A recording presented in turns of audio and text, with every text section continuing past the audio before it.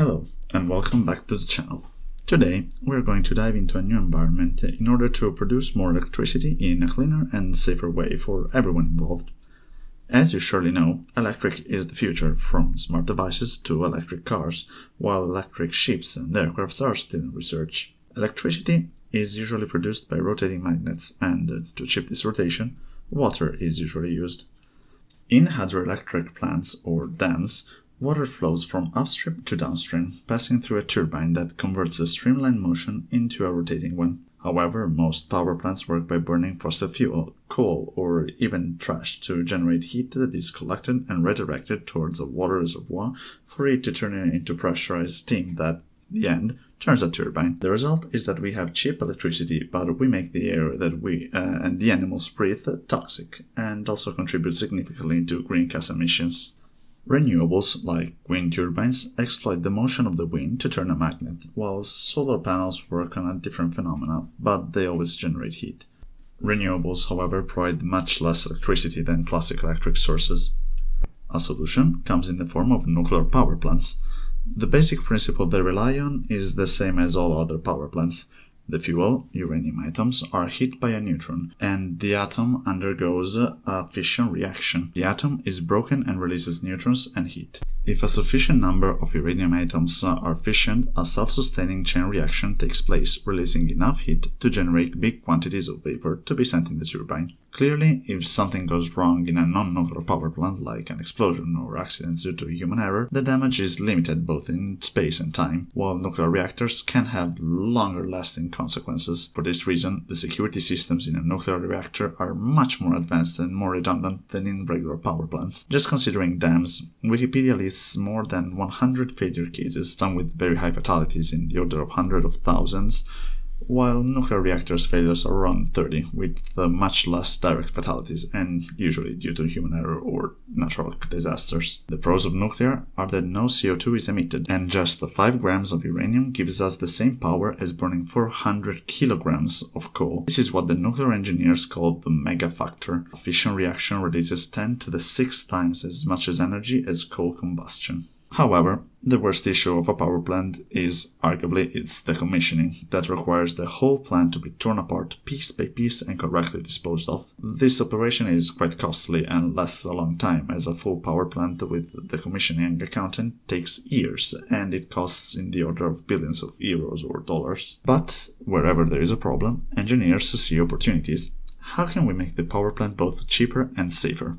Well, scale them down in small modular reactors to reduce the cost, and then deploy them underwater to enhance some safety aspects. The idea of putting power plants under 60 to 100 meters of water and far from the shore could sound a bit weird and maybe new, but we've actually been doing it for quite a long time with nuclear submarines. It is not a coincidence that the company behind the project is the French naval defense company, the DCNS, that has already worked both in nuclear power plants and submarines. It is estimated that these modular power plants could produce anywhere between 50 to 250 megawatts, enough to give electricity to 100,000 to 1 million people, much less than a full ground-based nuclear plant, but thanks to its modularity, multiple units can be deployed to serve a wider population, but cheaper. The concept is straightforward. Just shrink the power plant to as small as possible and make it in repeatable units and sink it in a secure area. But if it were that easy, someone would have already developed it. So, what are the issues and problems that are being solved? The first and most dangerous risk is a leak that would be much more difficult and costly to resolve, as scuba engineers could repair.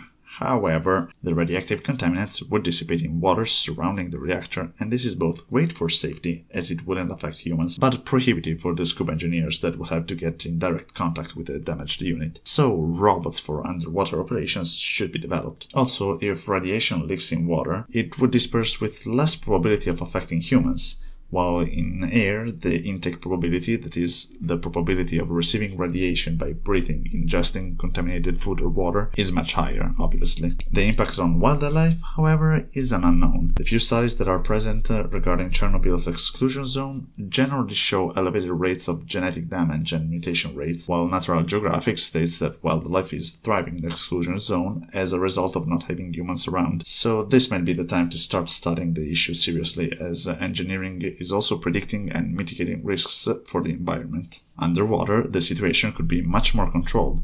The area dedicated to the small reactor modules can be selected in advance, taking submarine wildlife into account. What can be said for sure is that the temperature in waters near the reactors will get warmer by a few degrees, and that will impact the environment close to the module. Real-world applications would be plenty though, particularly for insular countries that have not enough land like Japan or Hawaii, but also for developing countries that cannot afford the hefty price tag of billions of euros, like the coast of Africa. This project might lead us closer to a zero-emission society, while allowing developing countries to keep up with the electricity they require to develop. The new challenges we are presented could lead us also to new discoveries on nuclear power plants or in submarine exploration or even in nuclear propulsion. I hope you enjoyed this brief insight in the future of nuclear energy. If you did, please like and share this video and maybe consider subscribing for more new technology videos, and comment if you have any question on the subject. See you next time!